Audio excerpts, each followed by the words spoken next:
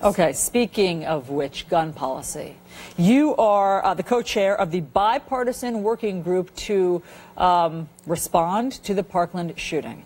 So everybody wants to do something in the face of this massacre. What do you believe, now that you've had these 2 weeks to really dive in and look at this, what is the answer today? What do you want to see happen first? So we are working with the Bipartisan Problem Solvers Caucus is an equal number of Republicans and Democrats. And if we get 75% agreement on whatever, we're now talking to everybody, then we as a group vote and support it. So that becomes a very big block. I think that we're not quite sure where the president is, but we need to remember we have a walkout on March 14th of the kids in solidarity with those from Florida. There are marches in Washington and around the country on March 24th. So the work we're trying to do is in time for these events. You also need, what's important this time is we not go to our corners, have the same old discussion and nothing happens. That just can't happen anymore.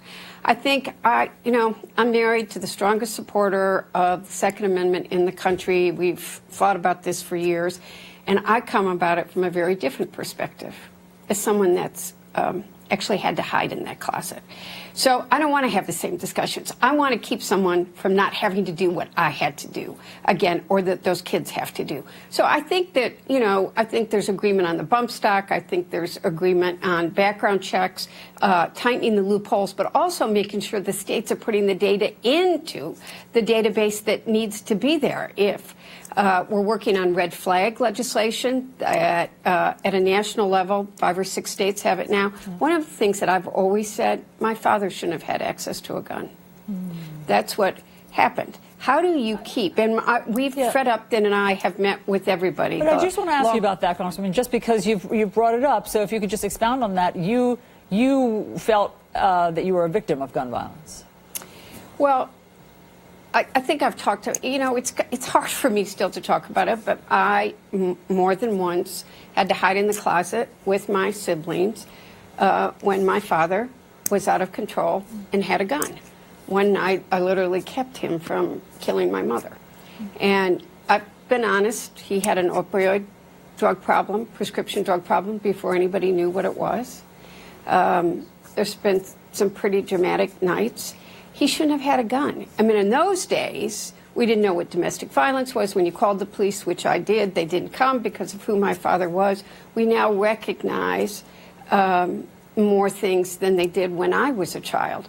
But I have frequently said, how do we keep the guns out of the hands of those that shouldn't have them? My father had a gun. And talking to law enforcement, I've talked to everybody, mental health experts, judges, prosecutors, kids, parents, students, educators, ACLU these last couple of weeks. And what do you need? And every law enforcement person, the judges, the prosecutors, we need the tools so that if we recognize that somebody's a threat to themselves or a threat to somebody else, we can take the gun away from them.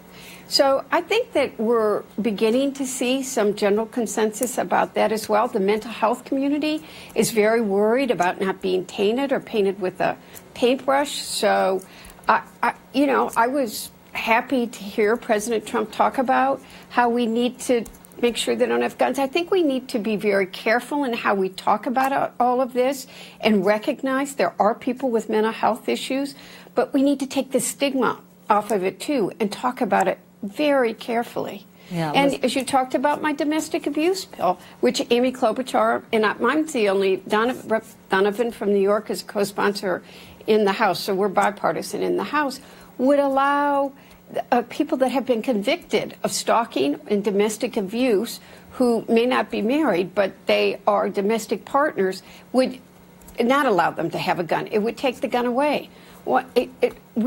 There are real problems still in this country, and gun deaths are still one of the highest incidents of deaths for women in this country. Listen, I mean, as always, Congresswoman, it is so valuable to have your personal perspective on this policy. I think that it gives everybody wonderful context, and we just really appreciate you sharing your story and what you think can be fixed here. Thank you so much for being on with us.